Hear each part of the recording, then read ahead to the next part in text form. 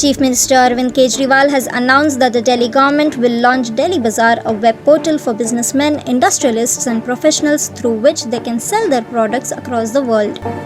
Kejriwal on Wednesday said it will work like a virtually mapped version of Delhi's real markets, through which people will get access to registered shops and products and services they offer without physically visiting them. The Chief Minister added this is a first of its kind portal where all of Delhi's products and services will be available. This will boost Delhi's GDP rapidly.